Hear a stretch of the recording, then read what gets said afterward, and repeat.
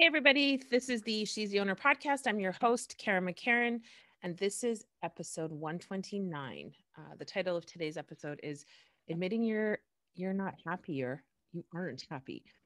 So, really, what I'm talking about is being unhappy inside of the business. Or the job. I mean, a lot of you are still working in a job. And so, here's kind of like the breakdown of how I feel about um, sticking to something that maybe isn't the best thing for you. And trust me, it's easy for us to say now that it's not easy, but easier for me to say it on the other side now that haven't been at a job for a long time and, just focused on my business and I'm not focused on somebody else's mission.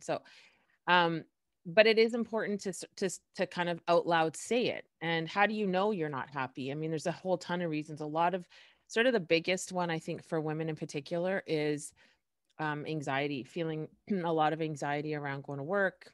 I know that was true for me.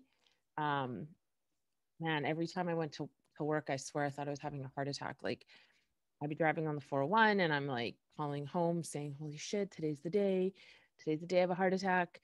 Um, so just that first admission is kind of like I think the toughest part. So when I first realized that I wasn't happy inside of my business, um, I was blind to it because for so long I wanted a successful company and I had one. And running a six-figure company, that's like who's complaining about that? Our margins are low. We don't have a ton of overhead. That's something you should be just skipping through the fields being happy about, but I wasn't. And after about 4 years, I started to really become unhappy. And I was like, okay, so what is this really about? And what ended up coming out of me, so I guess I'll back up a second. The beginning part of me figuring it out was when I had been, there's part of me that wanted to sell the company. There's part of me that wanted my husband and I were separated at the time. Part of me that just wanted to hand it over to him and be like, here, take it. I don't care. Pay me a few $1,000s a month for my, expenses and I'm good. But in the end, I ended up buying him out for a period of time. And during that time, a lot of people would, not a, I mean, a lot, a few people that I would confide in would come to me and say, you could scale this to seven figures. And I knew I could. I really sincerely knew that I could. And I sat with people that I trusted. I sat with clients even, and I thought, okay, let's do it. I'm excited, whatever. So I start trying to scale it and it never ever happened. It always flopped. I always ran out of steam. I always thought, I can't, like, I'm not into this. And it wasn't until I really got honest with myself where I was like, okay, this is not working anymore. I need to figure this out. And I spent a shit ton of money on personal development and I did all the events and everything. And I still really wasn't completely like, I was still in that business. So my soul was not being fed. So when I decided to go after my mission driven, whatever, quote unquote, something, I still didn't fully know what that meant. I knew I loved coaching people, but I really thought I never want to do that as a company or as a business because it looked um, exhausting. I didn't know what I know now about it. And so I can protect myself from that exhaustion somewhat. Well, a lot actually. But so I started the podcast and I started talking about masculine, feminine energy in life and in relationships and in business. And I wasn't making any money. And I was like, okay, well, now what? Excuse me. So 2020 rolls around. I decide I'm going to launch this company as a coaching company. And I just started to wake up. Like I started to feel so good about what I was doing and so excited about what I was doing.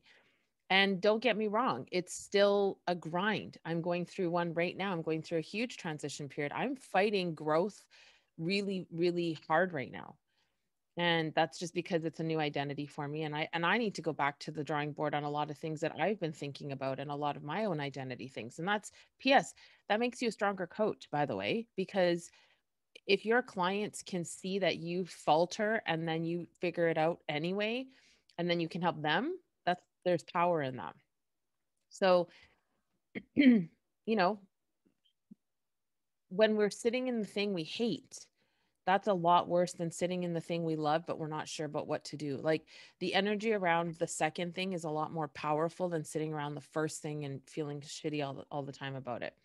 So I'm going to give you a couple of like really quick tidbits on just steps that you have to like, the kind of non-negotiable. So not, step one for me was admitting that the content company wasn't feeding my soul. Even though I was making money, even though it was successful, it was not feeding my soul. Number two, discovering what I was put here to do. How did I do that? I started reading, I started journaling, I started watching videos, I started going to events. All the things that you would anticipate that would help you through that dark night of the soul, start doing them. And number three, you start to build it. There's no easy way around it. You start writing out, who do I want to serve? Who am I here to serve? What are my gifts? What are the problems I can solve? What have I been through that can help other people through it? And those are like, those are step one, two, and three. There's a bunch of other steps beyond that, but that's the starting point. So admitting you're unhappy, discovering what you are here to do, and then building it, and start from the foundation up. Nobody built, nobody had a successful company in 10 minutes, right? Like it takes months and years and hours of grinding and loving it, but still really showing up. So um that's my invitation to you. If you're unhappy, get real about it. Stop trying to act like it's the job. Stop trying to act like it's going to get better. Stop saying that you have to do it for the money, you have to do it for your bills and all that bullshit. That's all still going to be true. But if you're making money and you're happy the way you're making the money, that's going to be a lot more fun. So, hope that was helpful to you guys. I will see you on the next episode, and I hope you have an amazing day. I love you. If you need me, you know where to find me. Have a good one. Bye.